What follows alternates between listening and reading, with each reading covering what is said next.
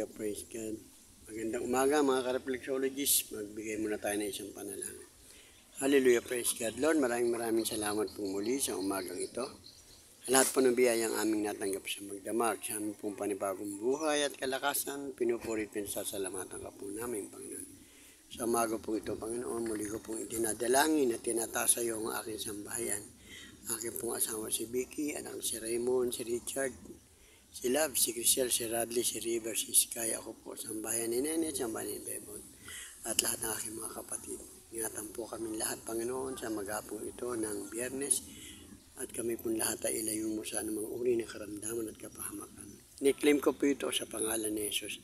Dinadalangin ko rin po siya, Panginoon, ang lahat ng aking tinetherapy, lalo na po si Daisy Ayusan at kanyang asawa. Ingatan po sila at bigyan ng kalakasan ng katawan at kagalingan si Daisy. Ganun din po si Melvin Bibora, Panginoon. Tulungan niyo po siya sa kanyang paningin, sa kanyang kalakasan, sa po ng kanyang sambahayan. Ingatan po sila, Panginoon, at ilayo sa anumang uri ng karamdaman at kapahamakan. Ganun din po si Del Randito, tuloy-tuloy na recovery. Ganun din po, Panginoon, ang sambahayan ni Ronald Elbena, na tulungan niyo po sila lahat na makasumpo ng kagalingan ng kanilang mga dinaramdam.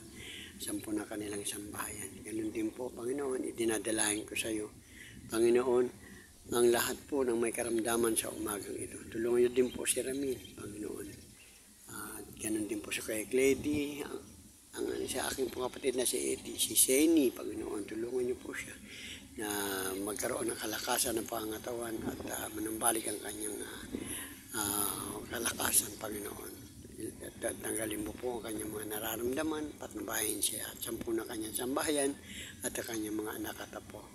Ingatan mo po ang kapatid na si Eddie. Yun din po sila Ate Senia, Ate Belen, si Doming, si Marty, si Nanette, si Johnny at si Baby. Ingatan po sila lahat ng aking mga kapatid. Dinadalangin ko rin po siya at itinataas, Panginoon.